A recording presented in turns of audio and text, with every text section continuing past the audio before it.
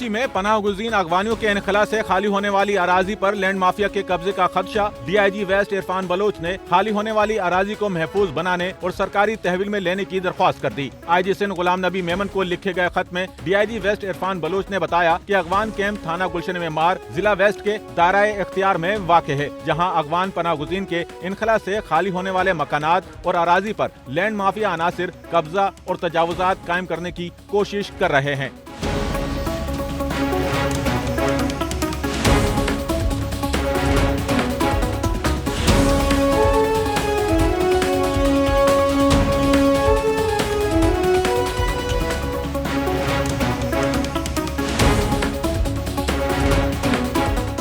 खत में बताया गया कि अगवान कैंप में मजमूई तौर पर 3117 मकानात तामीर थे। 200 से 250 मकानात में पाकिस्तानी आबाद हैं, जबकि बकिया मकानात में 15,680 अगवानी रिहाइश पजीर थे। इनमें से ज्यादातर अगवानी अपने वतन वापस जा चुके हैं। 1384 अगवान ताहाल मुकीम हैं।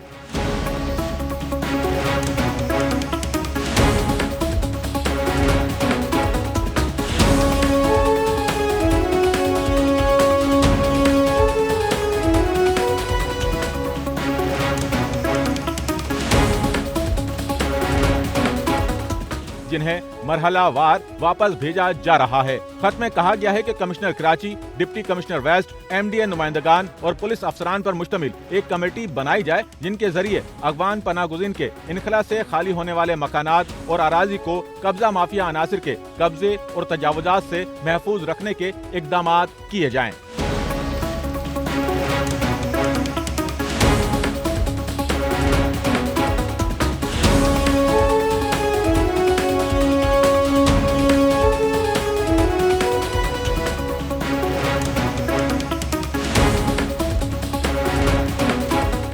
कैमरामैन अमीन के साथ नौमान रफीक, SNN कराची।